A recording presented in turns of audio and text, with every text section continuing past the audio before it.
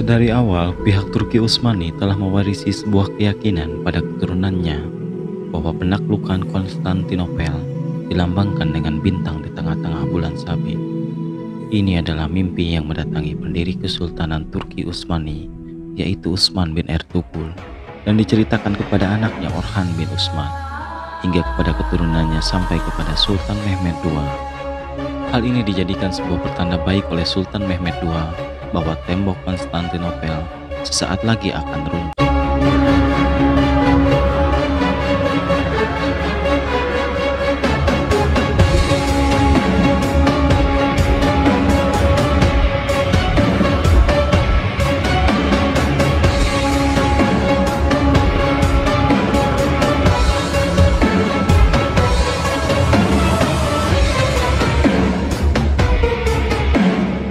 Konstantinopel adalah sebuah wilayah yang terletak di sebelah barat Selat Bosporus dan memisahkan antara dua benua Asia dan Eropa. Kekaisaran Konstantinopel juga dikenal dengan Bizantium karena terletak di wilayah Bizantium yang dibangun atas prakarsa seorang pahlawan Yunani kuno bernama Bizas di sekitaran abad 14 sebelum Masehi. Pada tahun 324, Kaisar Konstantin I membangun Kekaisaran Romawi Timur di kota itu untuk lebih mempermudah pengontrolan wilayah Romawi yang luas yang membentang dari timur ke barat. Di abad pertengahan, tembok benteng Konstantinopel adalah yang terkuat. Tidak seperti benteng-benteng kerajaan lainnya, tembok Konstantinopel mengelilingi kota sepanjang 14 mil dengan ketebalan tembok 3 lapis dan memiliki ketinggian kurang lebih sekitar 15 meter. Dengan permukaan tanah yang lebih tinggi dibandingkan tanah di sekitaran luarnya, pada pemisah tembok dalam dan tembok luar juga terdapat parit sedalam 10 meter. Begitu juga di tembok paling depan, sehingga hal ini sering membuat musuh mati lebih dahulu sebelum mencapai ke sisi tembok lainnya. Sejarah mencatat sudah 23 kali serangan pernah dihadapi Konstantinopel, mulai dari serangan tentara Persia, tentara Salib, dan juga tentara Muslim selama kurang lebih 1700 tahun, dan belum pernah ada yang berhasil menembusnya. Namun penyerangan kali ini, atau yang ke-24, dengan 23 kali penyerangan sebelumnya yang gagal, ini dipimpin oleh Sultan Mehmed II atau yang kita kenal dengan Muhammad Al-Fatih. Muhammad Al-Fatih atau yang biasa dikenal dengan Sultan Mehmed II atau Muhammad II lahir pada 27 Rajab 835 Hijriah atau 30 Maret 1432 Masehi. Al-Fatih adalah putra dari Sultan Murad II yang merupakan Sultan ke-6 Daulah Turki Utsmani. Sejak kecil, Al-Fatih telah dididik oleh dua ulama besar pada zamannya, yaitu Syekh Al-Qurani dan Syekh Aqd-Samsuddin. Ia diajari ilmu-ilmu agama seperti Al-Quran, hadis, fikih, matematika, falak, dan sejarah, ilmu pengetahuan, serta bahasa. Ia diketahui menguasai 7 bahasa, yaitu bahasa Arab, Turki, Persia, Latin, Yunani, Serbia, dan Ibrani. La taftahunnal Konstantiniyah, kalian akan menguasai Konstantinopel. Wala ni'mar amiruha, panglima perangnya terbaik, namanya sama dengan namaku. Syekh Aqd-Samsuddin mengatakan kepada Sultan Mehmed II kandungan hadis tersebut. Sejak saat itu, Sultan Muhammad II menjadi begitu berkeinginan untuk menaklukkan Konstantinopel. Diceritakan bahwa pasukan Sultan Mehmed II atau pasukan Al-Fatih dikenal tidak pernah meninggalkan sholat wajib sejak balik, dan separuh dari mereka tidak pernah meninggalkan sholat tahajud. Hanya Al-Fatih saja yang tidak pernah meninggalkan sholat wajib, sholat tahajud, dan sholat rawatib sejak balik hingga beliau wafat. Meski pada usia 12 tahun, Mehmed II pernah naik tahta menggantikan ayahnya yang memutuskan mengundurkan diri. Namun tidak seberapa lama, Mehmed II digantikan oleh ayahnya kembali dikarenakan ada ketidakpercayaan dari para wazir atau penasehatnya. Hingga pada usia 19 tahun, pada saat Sultan Murad II wafat, Sultan Mehmed II kembali naik tahta dan menjadi sultan di usia yang masih sangat muda. Diawali dengan insiden permintaan kenaikan upeti atas pamannya Pangeran Orhan yang berlindung di Bizantium dan membelok ke pihak Bizantium. Namun permintaan biaya upeti itu dijawab dengan ancaman penyerangan. Al-Fatih lalu mengirim surat untuk bernegosiasi dan memberi peluang untuk berdamai atau memilih perang. Tetapi Konstantin Paleologus tetap bertahan untuk mempertahankan kotanya dan berkata, "Puji Tuhan karena Sultan memberikan keamanan dan bersedia menerima pembayaran jizyah." Akan tetapi, Konstantin bersumpah untuk terus bertahan hingga ke akhir hayatnya demi tahta atau mati dikuburkan di kota ini.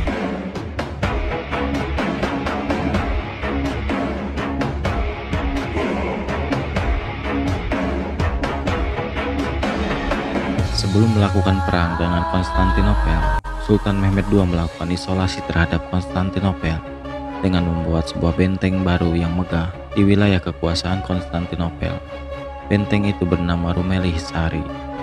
Kaisar Konstantinopel tidak tinggal diam. Ia mengacam Sultan Mehmed dan langsung meminta bantuan kepada saudara-saudara Kristennya di barat, yaitu Kerajaan Genoa, Kerajaan Venesia, dan Paus Roma Nicholas. Bahkan penguasa Aragon atau Portugal, Raja Alfonso, siap mengobarkan lagi perang salib melawan Turki Utsmani. Namun, ternyata itu semua hanya gertakan semata. Pada awal bulan April tahun 1453 Masehi, Sultan Mehmed II memulai penyerangan. Jumlah pasukan Sultan Mehmed II kala menyerang Konstantinopel berjumlah kurang lebih 250.000 prajurit dari berbagai macam divisi, sedangkan pasukan Konstantinopel sendiri hanya berjumlah 10.100 pasukan, sudah termasuk 2.000 pasukan utamanya, 700 pasukan khusus dan berpengalaman, serta bantuan dari Genoa, pimpinan Giovanni Giustiniani, dan 400 pasukan berbaju besi bantuan dari Venesia, pimpinan Giacomo Cocco. Ditambah dengan populasi penduduk Konstantinopel yang mencapai kurang lebih 100.000 orang. Kaisar Konstantin XI menganggap bantuan dari Kristen baratnya itu tidak maksimal. Namun begitu, tentara Konstantinopel beserta sekutunya tetap berada di atas angin karena mereka berada di posisi dalam benteng yang terkenal kokoh dan belum pernah ditembus oleh siapapun selama kurang lebih 1.700 tahun. Dan mereka berada di tanah yang lebih tinggi dari posisi pasukan Muslim pada saat itu. Setelah mempelajari pertempuran di Konstantinopel sebelumnya, Sultan Mehmed II berpendapat bahwa tembok Konstantinopel tidak akan runtuh hanya dengan senjata biasa.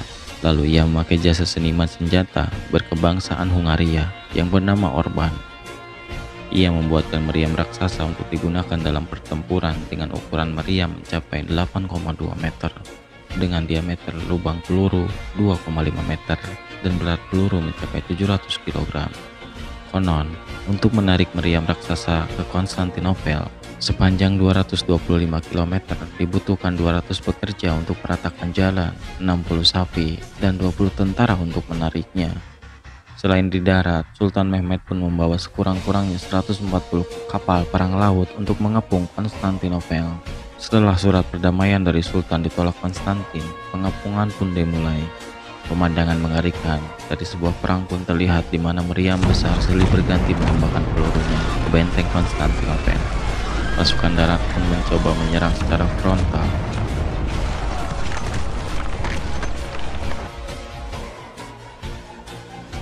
Trio peperangan berlangsung dengan sangat dahsyat, menjadi salah satu perang terdahsyat di abad pertengahan. Setelah kurang lebih 2 minggu pada tanggal 18 April, pihak Turki Utsmani mengalami kebuntuan karena semua penyerangan yang dilakukan baik dari darat maupun laut dapat dipatahkan oleh pasukan Konstantinopel. Pertahanan yang luar biasa dengan bukti tidak ada yang pernah berhasil selama 1.700 tahun atau dalam 23 kali penyerangan. Akan tetapi berbeda dengan Sultan muda yang soleh berusia 21 tahun ini yang belum genap 2 tahun memimpin. Setelah 2 minggu lebih pengepungan dan penyerangan dilakukan oleh pihak Turki Utsmani belum mampu meruntuhkan kokohnya tembok Konstantinopel. Ditambah lagi senjata utama mereka, meriam raksasa yang sudah tidak mampu lagi berfungsi dan 15.000 prajurit lebih telah gugur. Sultan pun merasa frustasi. Namun kefrustasian berhasil disembuhkan dengan datangnya dorongan motivasi berupa surat dari gurunya Syekh Syamsuddin. Dari perenungannya, Sultan lalu melahirkan sebuah strategi brilian dan luar biasa untuk menyerang tembok terlemah di Tanduk Emas, karena itu satu-satunya tembok Konstantinopel yang memiliki satu lapis tembok, namun dilindungi oleh rantai-rantai besi yang dipasang sejak penyerangan pertama oleh kaum muslimin pada dinasti Umayyah. sehingga membuat kapal-kapal Turki Utsmani tidak bisa melintas ke arah tembok terlemah itu. Ia memerintahkan pasukannya untuk memindahkan kapal-kapal besar Turki Utsmani melalui Bukit Galata menuju tembok Konstantinopel terlemah berbatasan dengan Teluk Tanduk Emas atau Golden Horn. Penduduk Konstantinopel yang terlelap tidur itu terbangun demi mendengar pekik suara takbir tentara Islam menggema di perairan Tanduk Emas. Pasukan Konstantinopel gempar. Tidak ada seorang pun di antara mereka yang percaya atas apa yang telah terjadi. Tidak ada yang dapat membayangkan bagaimana semua itu bisa terjadi hanya dalam semalam. Pasukan Turki Utsmani berhasil menyeberangi 72 kapalnya melalui Bukit Galata dalam waktu 1 malam menuju tembok terlemah. Hingga pada akhirnya tembok terlemah pun diserang. Melihat keadaan ini, sebuah fenomena dan strategi yang brilian yang membuat moral kaisar serta tentara Konstantinopel kagum bercampur ketakutan. Kami tidak pernah melihat dan tidak pernah mendengar sebelumnya sesuatu yang sangat luar biasa seperti ini. Muhammad Al-Fatih telah mengubah bumi menjadi lautan dan dia menyeberangkan kapal-kapalnya di puncak-puncak gunung sebagai pengganti gelombang-gelombang lautan. Sungguh kehebatannya jauh melebihi apa yang dilakukan oleh Alexander yang agung.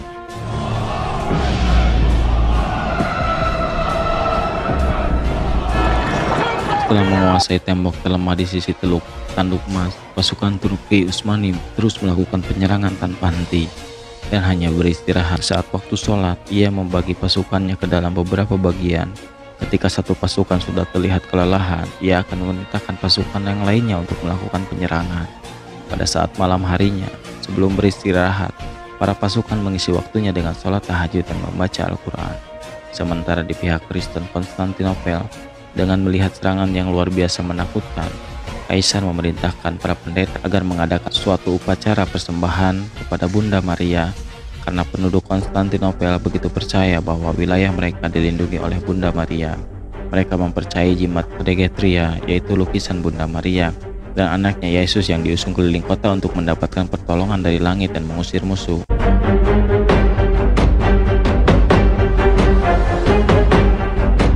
Hari Senin 28 Mei 1453, Sultan dan para pasukannya melakukan puasa sunnah, dan pada tanggal 29 Mei 1453 Sultan melakukan serangan pamungkas ke kubu Konstantinopel lalu berpidato, "Jika penaklukan Konstantinopel sukses, maka sabda Rasulullah Shallallahu Alaihi Wasallam telah menjadi kenyataan dan salah satu dari mukjizatnya telah terbukti.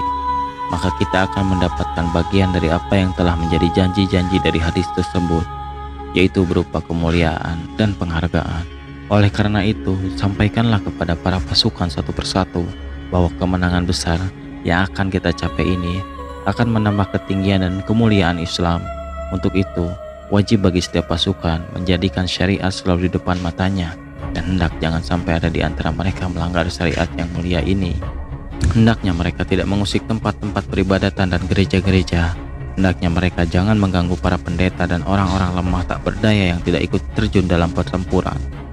Sultan membagi pasukannya dalam 2 gelombang. Pasukan pertama yaitu pasukan non-reguler yang merupakan pasukan terbesar Turki Utsmani. Sedangkan pasukan kedua ialah pasukan reguler yang lebih terlatih dan memiliki perlengkapan lebih baik. Pasukan non-reguler akan menyerang tembok Mesoteichen, yaitu antara gerbang San Romanus dan gerbang Karisian. Untuk pasukan reguler akan menyerang tentara Istana Blakernau serta gerbang militer 2 di sebelah selatan tembok. Pasukan laut juga diperintahkan untuk menyerang melalui Laut Marmara dan Tanduk Emas. Penyerangan dilakukan secara bertahap, namun ketika satu pasukan telah kelelahan, pasukan lainnya siap menggantikan.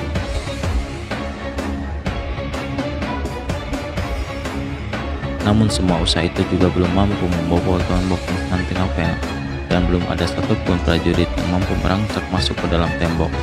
Hanya tersisa satu pilihan untuk Sultan, yaitu pasukan khusus Janissary, pasukan elit terlatih yang paling ditakuti di wilayah Balkan pada saat itu.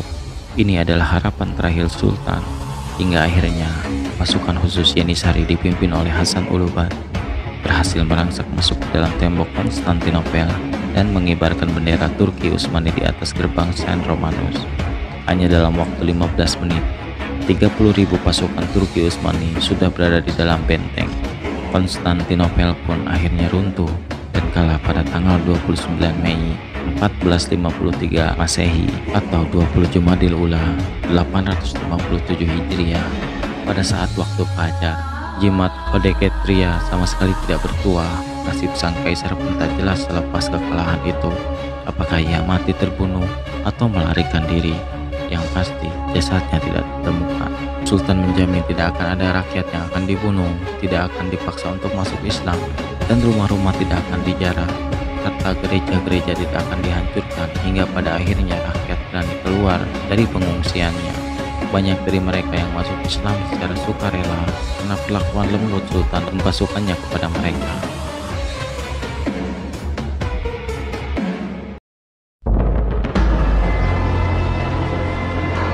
Jatuhnya Konstantinopel berarti berakhirnya kerajaan Romawi Bizantium, menjadi titik akhir dari abad pertengahan. Atas izin Allah Subhanahu wa Ta'ala, telah benar sabda dari Rasulullah SAW melalui tangan pemimpin yang berusia 21 tahun ini, yang telah berhasil menembus tembok yang sudah dilakukan selama 23 kali dan berakhir gagal, yang berlangsung kurang lebih 1700 tahun. Dia bernama Mehmed II atau kita kenal dengan Muhammad Al-Fatih.